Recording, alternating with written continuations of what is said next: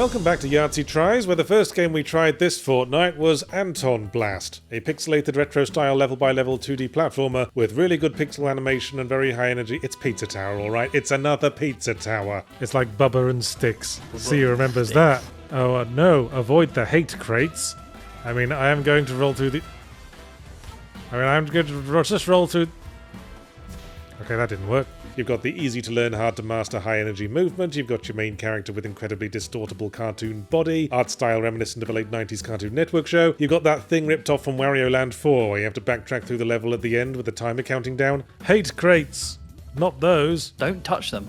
Okay, it is happy hour, you'll be pleased to know. Now, I don't believe I want to do that. People say I'm too much. They also say I'm Mr. White Christmas, I'm Mr. Snow. But Antonblast has a cunning plan to out Pizza Tower Pizza Tower. It's going to be even more over the top and high energy and distorted, which it frequently is, and it certainly does come out on top in certain areas. Audio design's really good, I thought. The music slaps and the sound effects add the necessary extra punch to the physical humour. But in other areas, it crosses the line where kooky, crazy cartoon visuals become too busy and hard to read. I hate the colour choices. My eyes find it very easy to lose the stark blacks and reds of the main character among all the effects flying around as you smash through the levels, every one of which has a black outline around it so it looks extra horrible when the pixels start crunching. Damn it, roll through this, do the roll thing, shit! This is not a happy hour, I'm having a distinctly unhappy hour. And both these characters are just slightly vibrating. You can change to the lady. Yes, it's that kind of game. Ah, one husband maiming. Well, I don't think it was intentional.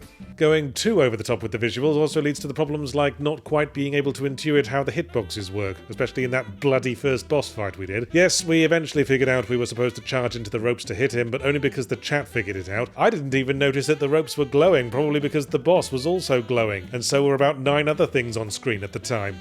Ah, hate crates. A single beautiful tree struggles to grow amidst the garbage. How poignant. Does anyone in the chat remember Bubba and Sticks on the Amiga? Ah, well, guess we're done then. It feels like it's got the art direction of a graffiti tag, where showing off the artist's ability to do really cool gradients was slightly more important to them than making sure anyone could actually read what their bloody stupid made-up name is supposed to be. And if they showed up to the paint shop just before closing and the only colours left were various shades of snot green. Our second game was Get to Work, and yes, it's one of these again, games that are trying to be getting over it with Bennett Foddy. What is this? I'm a fast bald man. That close-up of his face there was magical. This one going so far as to rip off the first 3 letters of the title, as well as the other usual trappings. Gameplay based around traversing a prolonged sequence of obstacles with a unique traversal system that means failure will send you falling all the way back to the start of the area. Also, slightly patronising narrator voice. Also, protagonist is a voiceless, placid, bald guy with a physical quirk. In this case, a dude with rollerblades on his hands and feet, who needs to alternate between navigating fiddly small platforms and exploiting the nuances of downhill acceleration to make a series of ski jumps. So how are we all doing today? I'm just hanging out. How's the job search going? Could be worse, could be better.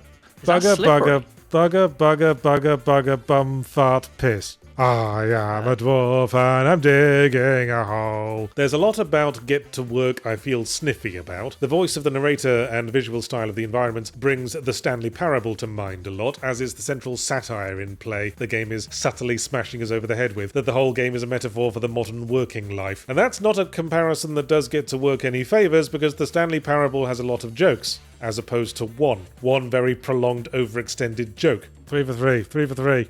Yes! Legend! Don't think about it, don't think about it. Centipede! Fucking centipedes! Doesn't even need to think about it. Brain. Whee! Speed. Shit! Fuck. Bollocks! Twat. Arse. But now I am being needlessly cruel. Honestly, I could go for more of Get to Work. I was getting a kick from those little shots of dopamine that come from successfully landing a tricky jump. So don't jinx me. Oh, fucking called it. Got so much of this absolutely down. You jinxed it again. Jay? Where's he gone? Probably wouldn't mind having this on if I was listening to a podcast. On that note, kinda weird the game doesn't have any music, but maybe that's part of the satire. Like, it's a metaphor for when a power-tripping middle manager says you're not allowed to have your earbuds in when you're shelf stacking. There. Ow. Yeah. Fuck. Oh, bugger. Oh, yeah, stay on there. Nice. Bugger, nice. oh, Oh, bug. shit. He's Whee! doing him. Bollocks, bollocks, bollocks, bollocks, bollocks. Yeah. Yeah. Whoop. Oh. No. Whoa. No. No. Shit. Whee. Damn it. He's done him. He's done him. He's done him. Yeah. Oh shit, is this Game new? I was zoned Yep. out again. Shit! Ah. Oh. Oh! Absolute sickness, dude. Our next game is Ballionaire. And yes, it's one of these again, games that are trying to be Ballionaire, right down to ripping off the first 3 letters of the title. Hang on, I'm getting deja vu again. But then that's roguelites for you. Ballionaire is Ballionaire, but Plinko, simply put. The same Ballionaire thing where you play a traditional game that's essentially pure random chance and unlock random power-ups and modifiers that allow you to manipulate the odds. Now with the much more direct random factor of a Plinko ball bouncing around some pegs. What's your history with jumping rope? I feel like I was never a big jump roper. I usually earn money when someone bonks me, yes. Oh, no.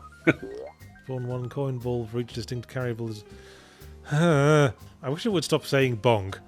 That's British slang, don't you know? Also, the most famous bonk is Bonk for the TurboGrafx 16, who is a caveman with a large head.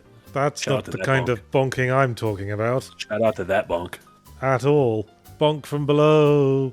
Oh my god. The idea is, after every ball drop, you pick another peg to add, and they've all got different behaviours and synergies with each other to maximise point scoring potential. Score enough points to move to the next round. Fine. Got it. Good idea, actually. Makes a change from Ballionaire but Yahtzee. There's about 9 of those now.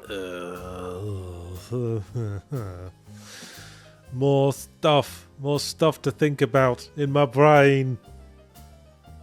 Don't mocap stick figures, it's weird.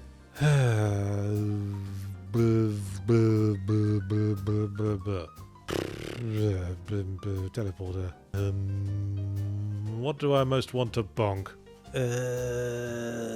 The other obvious game to compare this to is Peggle, of course. Peggle was a fucking masterclass in how to make a compelling game out of basically nothing. Balls randomly rattling off pegs in a manner the player was only barely in control of. The sheer amount of detail that went into the sound design and the visual flair and the way it blasted Ode to Joy at you when you hit the last peg went together to make something surprisingly addictive. Ballionaire doesn't have any of that. Settled in, this is going to take a while.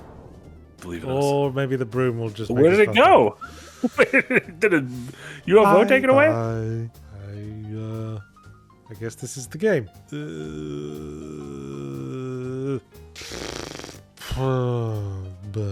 The physics don't have the same satisfying weight that make you involuntarily hip thrust with every significant bounce. The colourful CalArts visual style certainly gives it a lot of flair and a unique look, but at the same time makes everything look rather off-puttingly busy, especially with the sheer weight of fiddly bits of information splattered across the gameplay screen.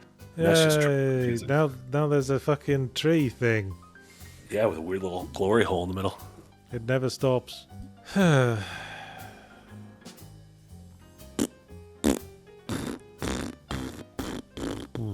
I don't think this game's going to throw any more curveballs at us. Still, there's an impressive amount of fine detail on display in the variety of pegs and their effects. You'll probably appreciate it if you are the sort of person who likes number optimization, CalArts, and mindlessly pulling the lever of a fruit machine over and over long into the night. The last game I wanted to look at was the remaster of Legacy of Kain, Soul Reaver, because this is a game remembered as a classic from the PS1 era that I have never played before in my life, giving me the perfect opportunity to offer an unbiased perspective on if it holds up without nostalgia goggles. The answer being no, not really. Okay, we're playing. Yay. What's all this? Appreciate you, Dark. They're just pressing the buttons and he's just gobbling up orbs. Is that what he's doing? Which episode of the Krypton Factor do I want to interact with? I just want to go to level 1. What's level 1? You play an undead guy out to get revenge on some other undead guys in a story thoroughly infused with the sort of angsty late 90s the other kids at school don't understand me or my Marilyn Manson pencil case sort of vibe. Gameplay-wise, it's an original Tomb Raider adjacent action-adventure mashup combining exploration, platforming and combat. And every gameplay strand is in dire need of the many quality of life improvements their peers have since acquired. Alright, I'm full. I'm full of whatever the fuck that is. Soul juice. And it's a glowing thing. Yay. Watch out for my curvy juice meter. So we have fiddly and annoying platforming where no stopgaps are provided to prevent you dropping straight off of ledges. No map, samey environments, an overly close camera combined with an overly high jump so you can't see where you're jumping up to. And combat that mostly centers around mashing attack, except with the rather obnoxious element of having to painstakingly finish off every dude you fight. Twice, actually. Firstly by some traditional anti-vampire method, and secondly by nomming their soul. So I'd have to walk slowly around carrying a semi-conscious dude hoping to find a convenient fire or spike to impale them on, like I'm stuck with an empty crisp packet and can't find a bin. Hey, the remaster gave me shoes. Come and get me, I'm really scared. Nah. You big twat. My god, a bird. Scraw! Come back. Can't get him. He's faster than your swipes. Come back, you. Faster than your swipes. I don't know who this is more humiliating for. Okay, now get in this belly.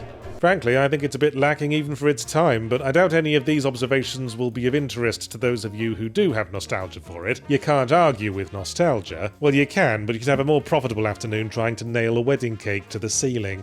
Bye. Thanks for the cash. This video is brought to you by New Arc Line, a party-based fantasy CRPG out now in early access. Enter a steampunk world where magic meets technology, humans meet elves, and Harrys meet Sallys. As a fresh-faced resident of the New World, you set out to find a cure for the mysterious Iron Plague that's been, well, plaguing your loved ones. Create your hero and round up a party for adventuring, turn-based tactical fighting, and maybe even love. Time permitting, I'll have what she's having. What kind of hero will you be? Will you curse, debuff, and control your foes as a voodoo shaman, or embrace technology as a diesel punk engineer and snipe the magical abominations with high-powered rifles and trick shots from dual-wielded pistols? The world is your oyster, and oysters are delicious, therefore your world is delicious. New Arc Line is out now in early access, so head on over to the Steam page and start your journey in the new world today. Do we think we did good? Don't chop off your fingers, though. Oh, you need those. You need those for various actions and whatnot. No, Robert De Niro has filled this boat with shit. I mean, drinking a litre of cooking oil isn't easy, but I wouldn't recommend doing it. Hey, Sonic is mainstream weird. I don't hate Sonic. I would love the shit out of a Sonic game that was good. Sonic wishes it was this edgy. Well, that's why they came up with Shadow the Hedgehog. He's the edgy one now. Were you hanging around with twats? And now that we're all adults, suddenly British accents are a sexy thing to have. Well, you should be getting drunk more. Mr. Jet Setter, Mr. Connected, over here. You gotta have someone to look down on. That's the principle of the village idiot. Ooh, I'm scary. Ooh, watch out, dog. Toffee was very intimidated.